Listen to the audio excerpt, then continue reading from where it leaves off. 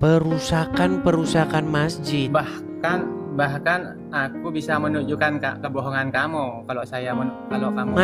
Mana dasarnya coba? Selamat datang di MPF TV. Kami hadir bukan mencari pemenang. Kami hadir mengajak berpikir. Ya. Selamat malam Muslim. Aku menyimak tadi Bang Edis. Silakan Bang. Apa yang mau Anda tanggapi? Enggak, bom di gereja itu katanya Bang Edis. Itu ajaran Islam, itu tidak benar.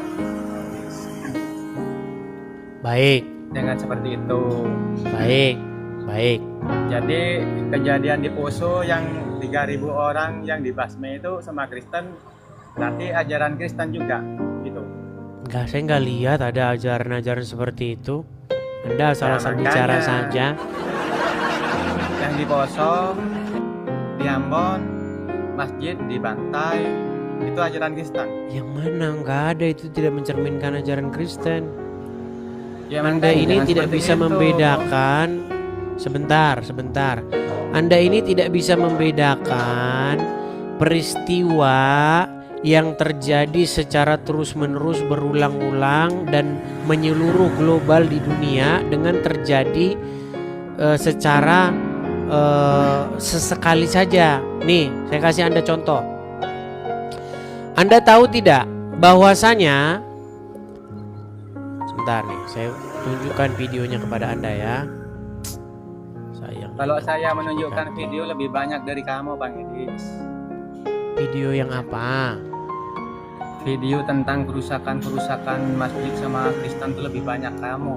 Lebih banyak orang Kristen loh. Perusakan masjid. Bahkan aku bisa menunjukkan kebohongan kamu kalau kamu bisa menunjukkan video. Kerusakan masjid. Masjid dibantai sama Kristen. Masjid dibantai sama Kristen. Lah iya, dirusak. Banyak toh. Saya punya. Enggak, yang saya tanyakan sama Anda, kejadian-kejadian seperti itu adalah kejadian-kejadian menyeluruh secara global terjadi dimanapun.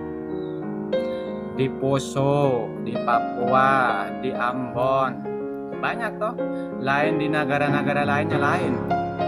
Mana dasarnya coba? Dasarnya di dalam Bible mana?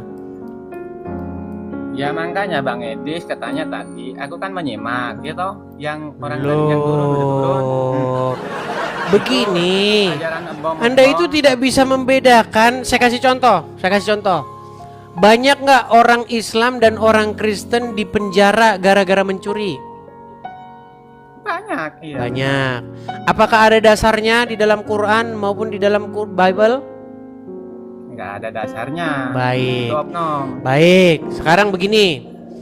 Ketika ada orang Islam merusak gereja, mereka mendesak orang non-muslim ke jalan yang sempit, kemudian membunuh dan mengatakan darah halal dan lain sebagainya. Ada dasarnya nggak dalam ajaran agama Islam? Nggak ada dasarnya. Baik. Kalau saya tunjukin dasarnya gimana? Kalau kamu menunjukkan dasar, saya bisa juga menunjukkan dari Bible Anda.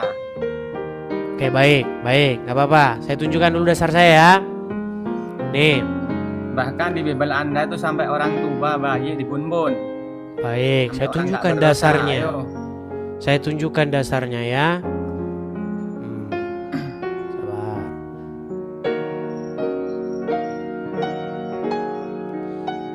Saya balikan dulu kamera saya. Ini tema berulang lagi dan berulang lagi.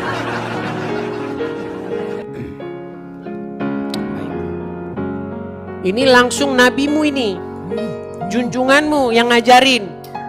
Coba Anda yang baca. Baca, saya dengar. Baca Arabnya dulu. Oh, kalau saya yang baca nanti saya aja yang ngerti. Silakan Anda yang baca, ayo. Baca, saya nggak kelihatan di sini, tulisnya kecil. Oh, alasan saja Anda ini. Bener Bang Edis, bener. Baik, saya bacakan. Kalau begitu, saya diperintahkan untuk memerangi manusia hingga mereka mengucapkan tidak ada Tuhan yang berhak disembah selain Allah.